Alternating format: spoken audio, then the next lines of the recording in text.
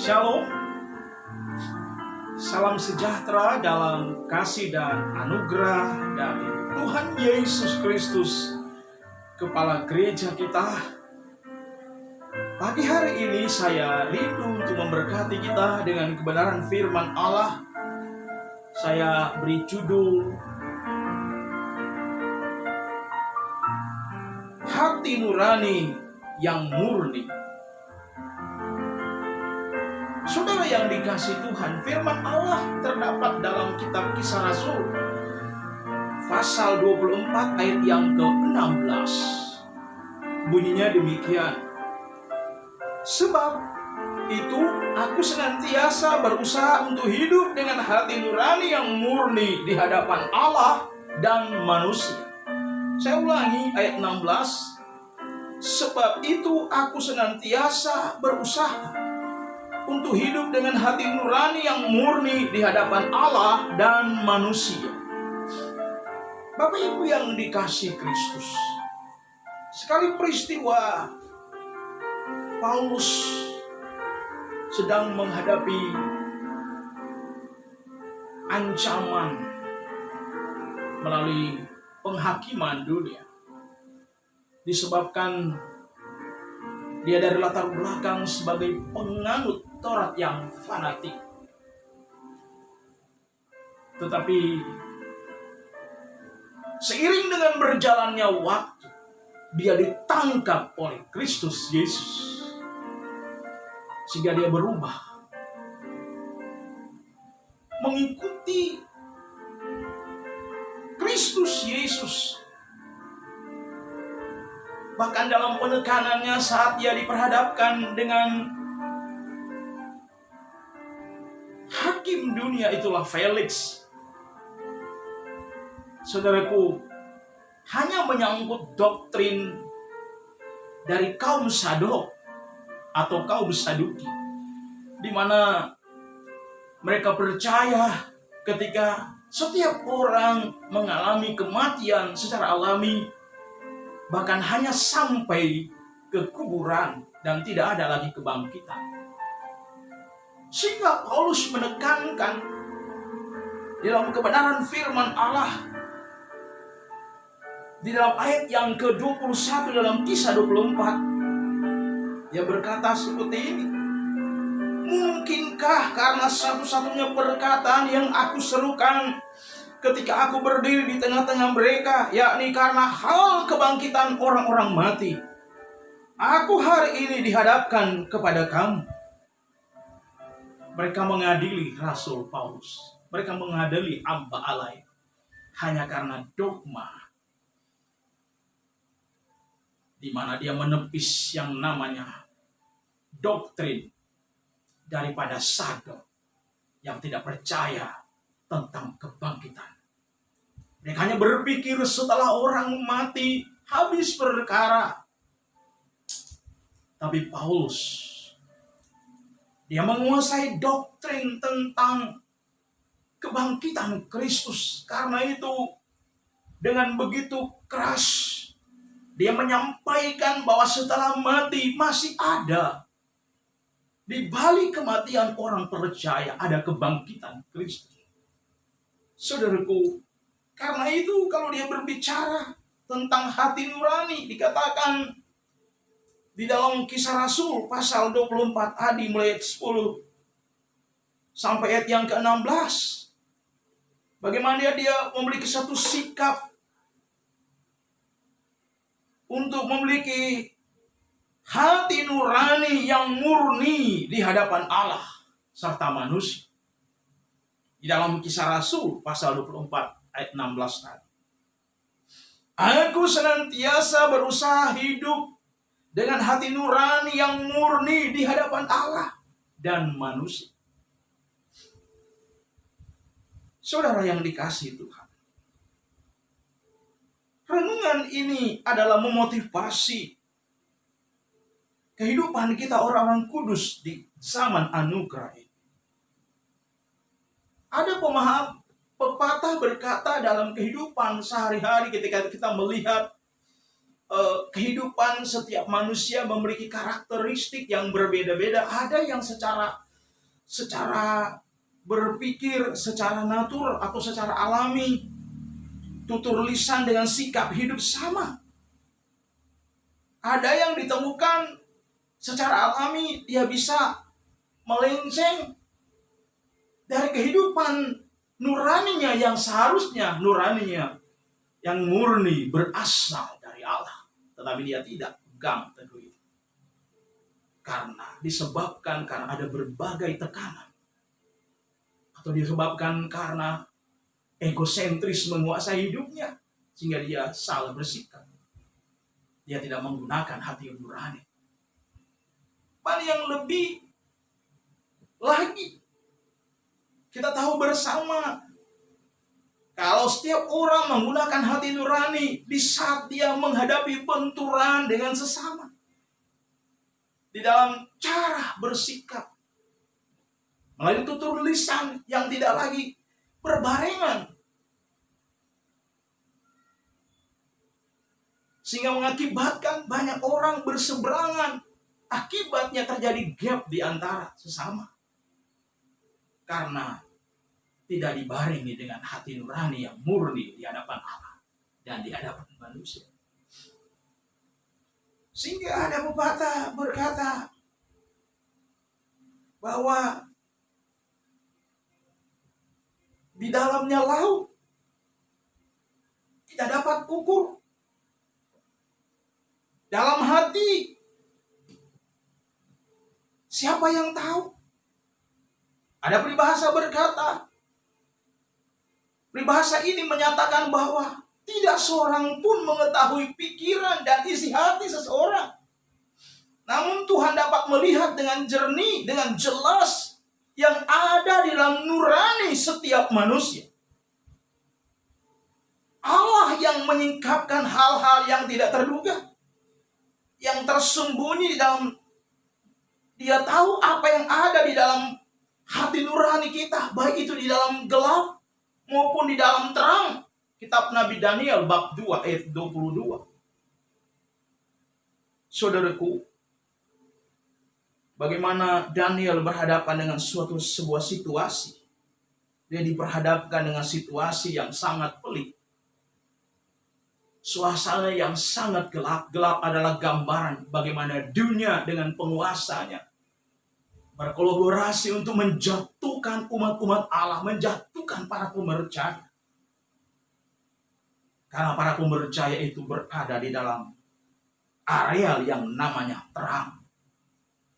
Terang dari Allah. Terang adalah menggambarkan satu sikap hati nurani yang murni. Paulus sadar betul. Dikatakan dalam suratnya bahwa dirinya berusaha agar tetap memiliki hati nurani yang murni. Di dalam kitab Kisah Rasul 23 ayat 1. Dia berkata dalam Kisah Rasul 23 ayatnya yang pertama. Sambil menatap anggota-anggota Mahkamah Agama, Paulus berkata, "Hai saudara-saudaraku, sampai kepada hari ini aku tetap hidup dengan hati nurani yang murni di hadapan Allah." Luar biasa. Kita tahu bersama kondisi Paulus berada dalam ancaman.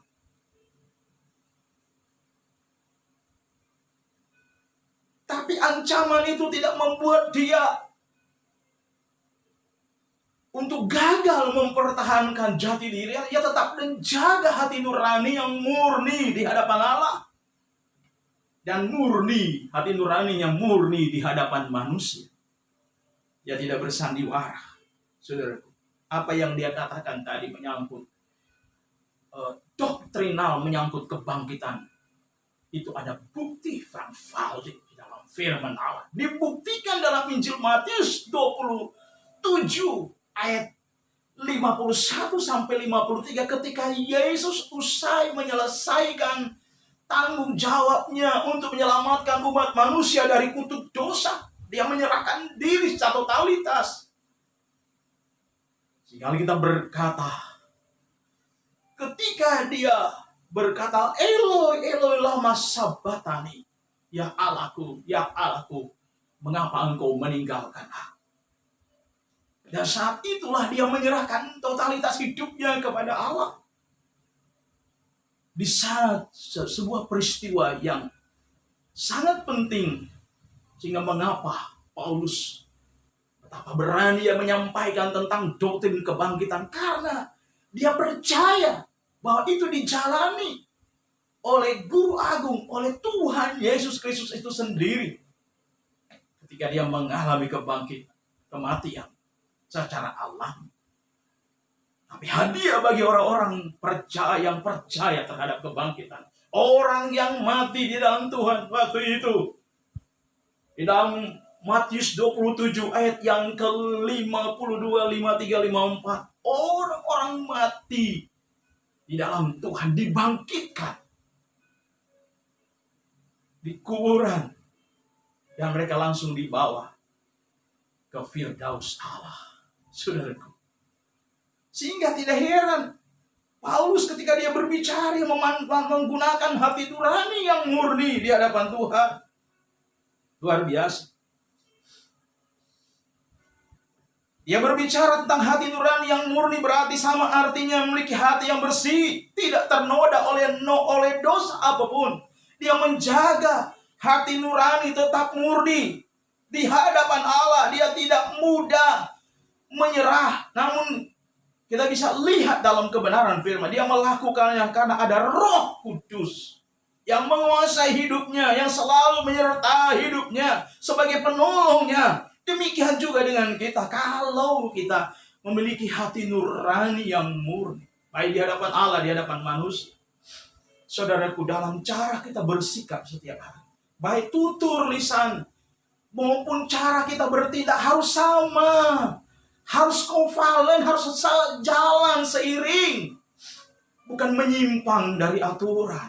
Saudara, kita belajar pada tokoh Alkitab Paulus. Yang perlu kita lakukan adalah menjaga hati kita dalam segala kewaspadaan. Kita berkata di dalam Amsal pasal 4:23, jagalah hatimu dengan segala kewaspadaan.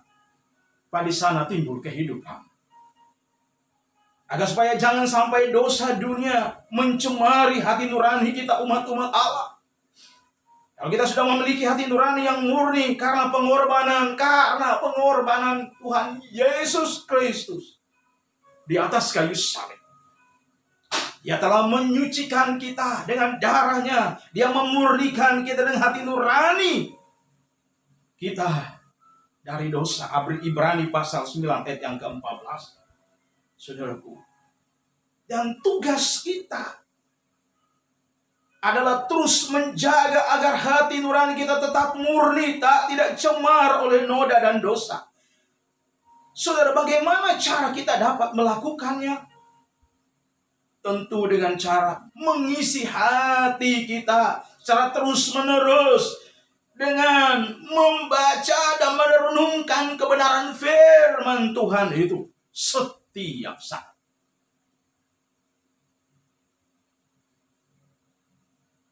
Merenungkan firman Tuhan dan menyimpannya di dalam hati.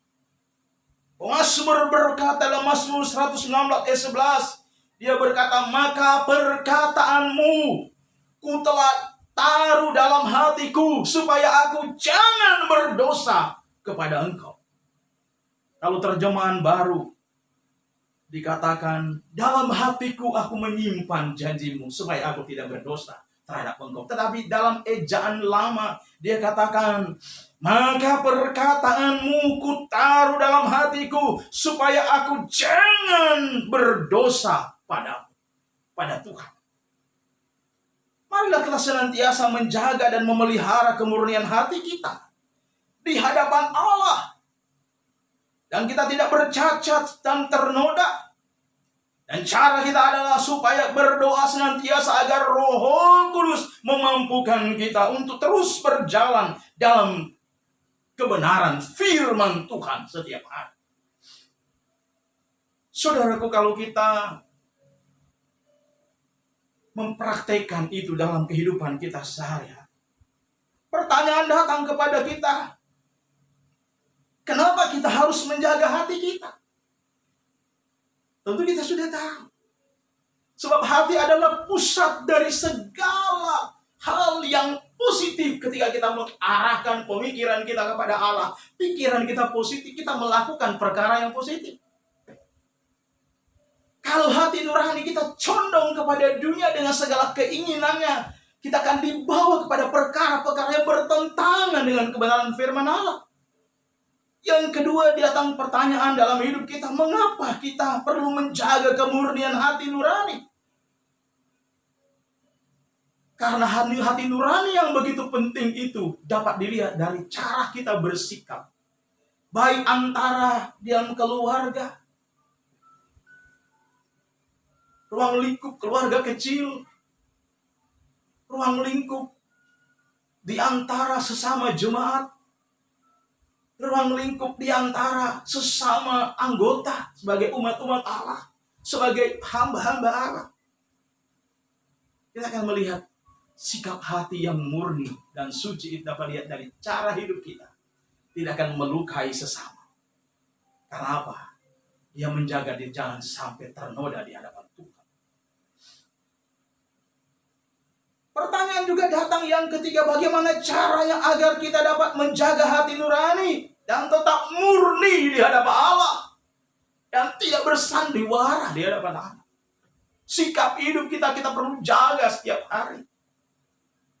Saudara, karena pusat dari segala sesuatu yang ada dalam hidup kita ada di dalam renungan hati kita. Saudara yang dikasih Tuhan, karena itu firman Allah datang pada saat pagi. Mari kita berdoa. Bapa kami yang ada di dalam surga, kami rindu, kami akan membuka hati kami selebar-lebarnya, seluas-luasnya, buat kuasa-Mu, kuasa Roh Kudus bekerja dalam hidup kami. Sehingga ketika kami melangkah, baik di tengah-tengah kami berkeluarga, di tengah-tengah kami berjemaat, di tengah-tengah kami bermasyarakat, kami bukanlah orang-orang menjadi batu sandungan bagi sesama, tapi kami boleh menjadi terang, boleh menjadi berkat bagi sesama. Karena kami rindu supaya kami menjaga hati nurani yang murni di hadapan Bapa dan di hadapan sesama kami manusia. Kami menyadari tanpa bimbingan tuntunan Roh Kudus sebagai umat-umat Allah, kami tidak sanggup menjalani itu, Bapa. Karena itu kami mohon, dampingi kami terus-menerus, Roh Kudus, setiap hari. Sehingga ketika kami melangkah melakukan segala sesuatu, ada pertimbangan oleh hati nurani yang murni di hadapan Allah dan di hadapan sesama manusia. Terima kasih Bapa, meteraikan kebenaran firman Allah yang kami barusan dengar pada pagi hari ini. Meteraikan itu dalam hati kami. Terima kasih Yesus. Terima kasih Allah Roh Kudus. Terpujilah Tuhan kekal untuk selama-lamanya. Di dalam nama Tuhan kami Yesus Kristus kami berdoa, mengucap syukur. Haleluya. Haleluya. Amin. Shalom. Tuhan memberkati kita semua.